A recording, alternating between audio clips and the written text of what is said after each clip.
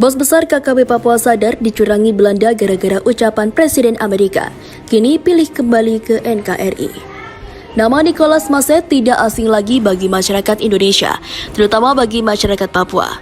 Nicholas Maset dulunya adalah seorang pendiri organisasi Papua Merdeka. Namun kini Nicholas Maset telah kembali ke pangkuan Ibu Pertiwi sejak 2007 silam.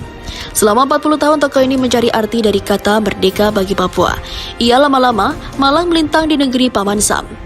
Dalam sebuah video diunggah akun Facebook Yudi Prasetyo Jogokusumo, medio 2020, secara gamblang Nicholas Maset mengisahkan perjalanan hidupnya.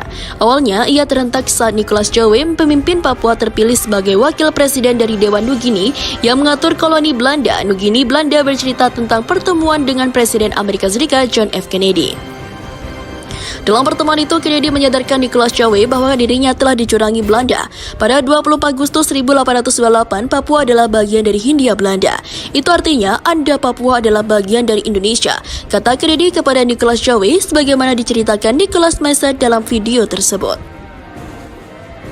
Berdasarkan cerita Jowe tersebut, Nicholas Maset kemudian memutuskan untuk pulang kembali ke Indonesia.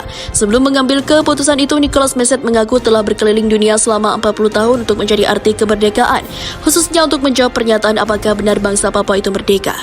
Setelah mendapatkan jawaban dari Bapak almarhum Nicholas Jowe di Belanda, maka saya berpikir bahwa saya harus kembali ke Republik Indonesia dan saya kembali tahun 2007 terangnya. Nicholas Maset mengaku menjadi salah satu orang yang ikut mengibarkan bendera bintang Kejora Papua pada tanggal 1 Desember 1961. Kala itu dia masih berusia 15 tahun, 59 tahun lalu dan tidak banyak orang yang hadir dalam acara tersebut. Mengapa saya katakan demikian? Karena pada tanggal 24 Agustus 1808 pemerintah Belanda atau pemerintah kolonial Belanda waktu itu resmi menyatakan bahwa tanah Papua adalah bagian dari Hindia Belanda. Atas alasan itu dia mengajak para simpatisan OPM untuk bangun dari tidur dan sadar bahwa cita-cita pembentukan negara Papua adalah tipu daya Belanda.